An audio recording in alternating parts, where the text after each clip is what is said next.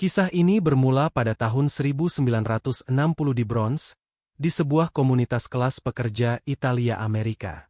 Seorang pria bernama Lorenzo bekerja sebagai sopir bus untuk menafkahi istrinya, Rosina, dan putra mereka yang berusia 9 tahun, Cholo Guerro. Anak laki-laki itu terpesona oleh keberadaan mafia dan aktivitas kriminal di lingkungannya. Suatu hari, Lorenzo mengantar putranya pulang. Namun, alih-alih pulang, Cholo Guerro menyelinap ke pub milik kelompok mafia, tempat Sonny, seorang mafia, dan teman-temannya bertemu. Dalam prosesnya, Cholo Guerro menceritakan perkenalan orang-orang di sana. Meskipun Tony Toupet adalah pemilik pub, semua orang tahu bahwa Sonny sebenarnya adalah bos di sini. Tangan kanan Sonny adalah Jimmy Whisper. Mereka memanggilnya Whisper karena semuanya adalah rahasia baginya. Tiba-tiba, ibu Cholo Guerro menangkapnya dan memarahinya karena memasuki pub.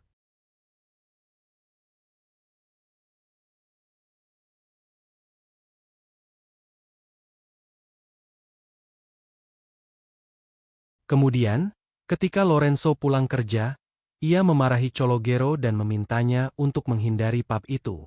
Lorenzo tidak ingin putranya mengikuti jejak para penjahat itu karena ia ingin Cholo Guerro tumbuh menjadi orang yang jujur.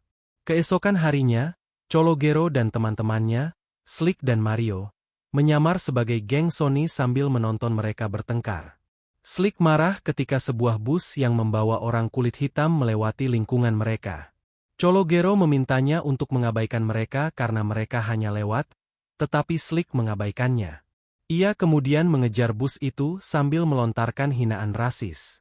Menyadari hal ini, Lorenzo menjadi marah dan menelepon Cholo Guerro untuk berbicara dengannya. Saat anak laki-laki itu duduk di tangga, ia menyaksikan konfrontasi antara salah satu anak buah Sonny dan warga lainnya. Ketika warga itu mulai mengacungkan tongkat bisbol ke arah anak buah Sonny, Sonny mulai menembaknya. Setelah itu ia mendekat dan membunuh pria itu. Lorenzo dengan sigap menangkap Cholo Guerro dan membawanya ke lantai atas. Polisi tiba beberapa menit kemudian dan memberitahu Lorenzo bahwa mereka tahu Cholo Guerro ada di lantai bawah saat kejadian dan ingin dia mengidentifikasi pria bersenjata itu.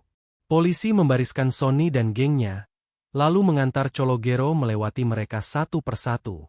Namun, Cholo Guerro menolak mengadu tentang Sonny dan memberitahu petugas bahwa tidak ada satupun dari mereka yang melepaskan tembakan. Kemudian, Cholo Guerro bertanya kepada Lorenzo apakah tindakannya benar. Tetapi Lorenzo menjawab bahwa dia telah melakukan sesuatu yang baik untuk orang jahat. Keesokan harinya, saat Lorenzo mengantar Cholo Guerro, dia melihat Sonny memberi hormat.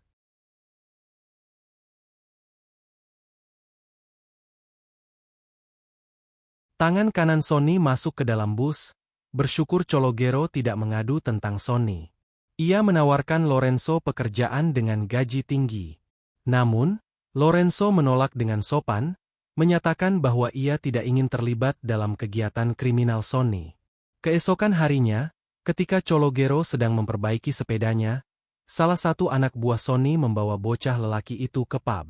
Sonny ingin bertemu dengannya dan mempekerjakan Cholo Guerro untuk menyajikan minuman di bar. Bocah lelaki itu langsung bekerja dan mendapatkan banyak tip.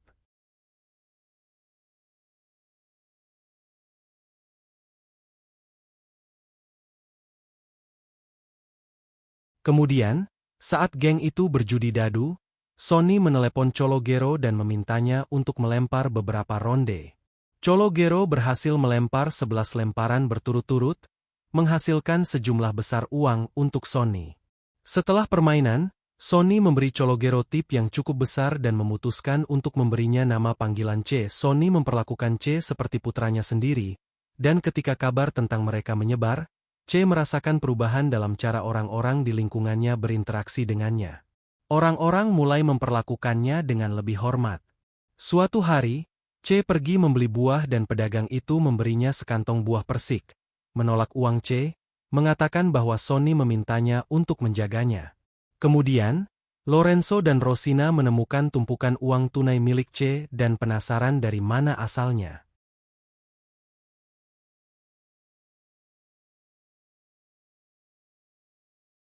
Ketika C memberitahu ayahnya bahwa ia bekerja untuk Sony, Lorenzo pergi ke pub untuk mengembalikannya.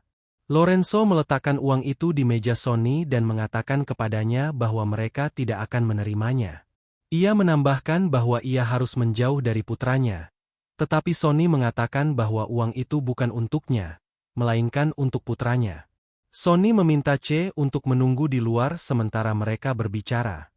Sony memberitahu Lorenzo bahwa ia memperlakukan C seperti anak sendiri, tetapi Lorenzo menjawab bahwa semua hal yang dilihat anak itu di sekitar bar, seperti pakaian, kendaraan, dan uang, dapat berdampak buruk padanya. Lorenzo mendesak Sony untuk menjauh dari putranya, yang membuat mafia itu kesal, yang menuntut Lorenzo pergi sebelum ia dipukuli. Dalam perjalanan pulang, C kesal dan ingin uangnya kembali. Ketika C meninggikan suaranya, Lorenzo menamparnya. C memberitahu Lorenzo bahwa Sony mengatakan yang sebenarnya, bahwa pekerja itu pecundang. Di sisi lain, Lorenzo mengatakan ia seharusnya tidak membiarkan Sony memengaruhinya, karena tidak perlu banyak hal untuk menarik pelatuknya.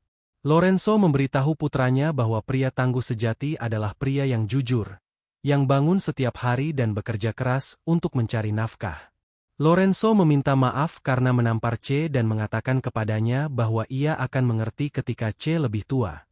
7 tahun kemudian, Sony berada di pacuan kuda bersama C yang lebih tua dan gengnya. Mereka semua bertaruh pada kuda terdepan, Kryptonite, dan saat mereka bersuka cita, seorang pria lain masuk, juga mendukung Kryptonite. Sony membuang tiket dan mulai berlomba, tahu bahwa mereka akan kalah. Karena pria yang baru saja masuk bernasib buruk dan bertaruh pada kuda yang sama. Namun demikian, C tetap tinggal untuk melihat bagaimana pacuan berakhir.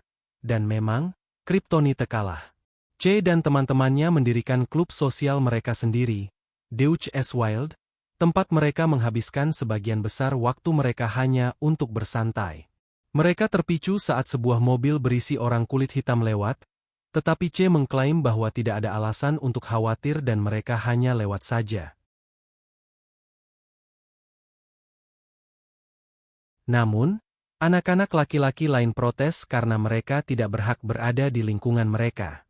Lorenzo menghampiri dengan busnya dan mengajak C untuk bergabung. Ia kemudian bertanya kepada C apakah ia ingin menonton pertandingan tinju besok.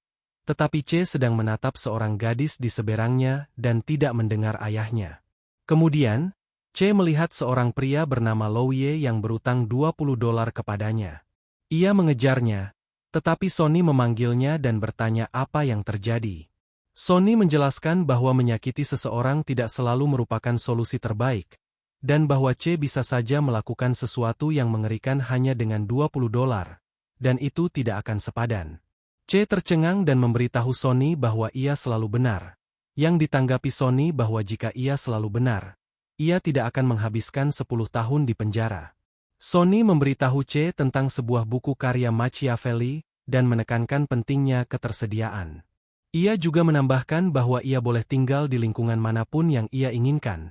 Tetapi ia lebih suka tinggal di sini karena lokasinya yang strategis membuatnya dekat dengan segala hal dan juga memungkinkannya menyadari masalah dengan cepat.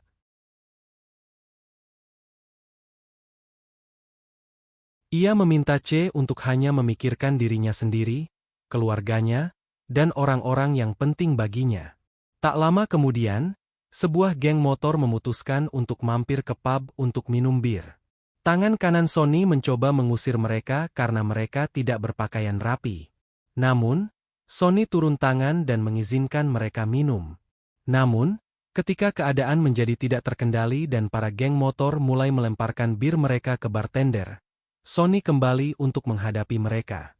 Karena mereka tidak menghormatinya, ia mengunci pub dan memperingatkan mereka bahwa mereka tidak boleh pergi, membuat mereka semua mengerti betapa besar kesalahan yang telah mereka buat.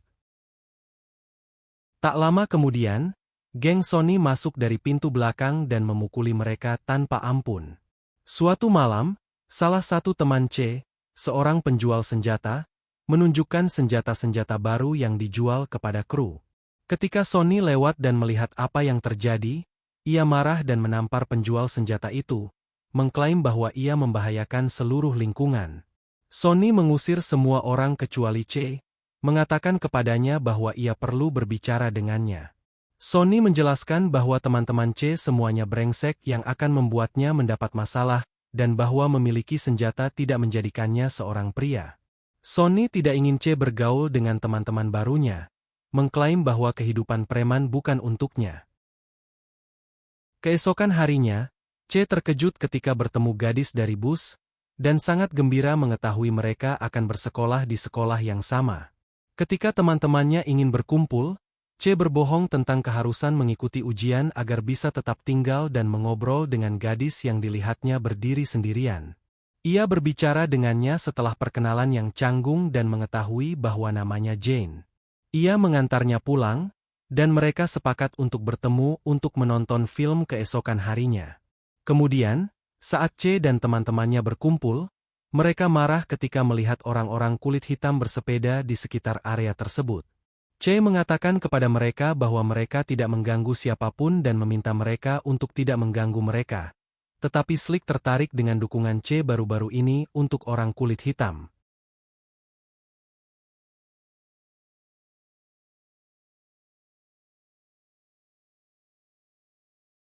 Tak lama kemudian, Slick menampar salah satu pria kulit hitam, dan anggota kelompok lainnya segera bergabung dengannya. Che berpura-pura membantu mereka sambil membujuk salah satu anak kulit hitam agar tetap tiarap agar tidak diserang oleh kru. Sonny marah besar ketika melihat mereka bertingkah seperti preman dan memperingatkan Che untuk menjauh dari teman-temannya, yang tak lebih dari sekadar masalah, memberitahunya bahwa mereka semua akan mati atau dipenjara. Che meminta nasihat Sonny tentang berkencan dengan gadis kulit hitam dan terkejut ketika Sonny mengatakan kepadanya bahwa satu-satunya hal yang penting adalah apa yang terbaik untuk Che dan bagaimana perasaan mereka satu sama lain. Oleh karena itu, ia harus mengikuti kata hatinya. Sonny menawarkan untuk membiarkan Che menggunakan mobilnya demi membuat kesan yang baik dan ingin dia menguji Jane melalui pintu. Che harus membuka pintu mobil untuk pacarnya dan kemudian menutupnya untuknya. Lalu ia harus berjalan ke belakang mobil dan melihat melalui kaca spion. Jika Jane tidak membukakan pintu untuknya, ia harus meninggalkannya. Sonny menjelaskan bahwa tes ini akan menunjukkan apakah Jane seorang gadis yang egois atau tidak. Kemudian, Che meminta saran Lorenzo, mengaku bahwa ia punya teman yang ingin berkencan dengan perempuan kulit hitam. Lorenzo memberitahu Lorenzo bahwa ia tidak masalah dengan orang kulit hitam, tetapi mereka harus menikah dengan sesama ras. Che berkomentar tentang betapa biasnya hal itu dan bertanya-tanya apa yang akan ia katakan jika ia ingin berkencan dengan perempuan kulit hitam. Tetapi Lorenzo menjawab bahwa ia tidak akan membiarkannya melakukan itu. Che memberitahu Jane bahwa ia ingin bersamanya dan tidak peduli dengan pendapat orang lain. Che ingat bahwa Slick dan teman-temannya sedang dalam perjalanan ke lingkungan Jane dan menyarankannya untuk segera masuk ke mobil. Ia melompat kegirangan saat berjalan mengitari mobil dan melihat Jane mengulurkan tangan untuk membuka pintunya. Slick dan teman-temannya memasuki lingkungan yang didominasi orang kulit hitam dan mulai menembak secara acak. Mereka kemudian mulai melemparkan bom Molotov ke sebuah toko. Tetapi salah satu botol tidak meledak dan terlempar kembali ke arah mobil mereka. Ketika mendarat di dalam, bom itu meledak bersama bom Molotov lain yang tidak terpakai. Che dan Jane tiba dan mendapati mayat-mayat krunya tergeletak di tanah. Che ragu apakah ia harus senang masih hidup atau sedih karena teman-temannya telah meninggal. Kemudian, ia kembali ke pub untuk menemui Sonny. Setibanya di sana, ia mendapati ada pesta yang sedang berlangsung di dalam. Saat berjalan di antara kerumunan, Che melihat seseorang mendekati Sonny dengan wajah galak. Ia berteriak, tetapi sudah terlambat untuk menghentikannya menembak dan membunuh Sonny. Penembaknya adalah putra dari pria yang dibunuh Sonny di depan Che. Di upacara pemakaman Sonny, Che ngeri melihat orang-orang mengobrol santai seolah tak ada yang peduli. Tak lama kemudian, semua orang pergi kecuali dia. Saat mengucapkan selamat tinggal terakhir kepada Sonny, dia bertemu dengan seorang pria bernama Charmen, yang memberitahu Che bahwa dia akan mengambil alih lingkungan tersebut. Charmaine memberitahu C bahwa Sonny bercerita tentang C dan bahwa dia harus mengunjunginya jika membutuhkan sesuatu. Terima kasih telah menonton.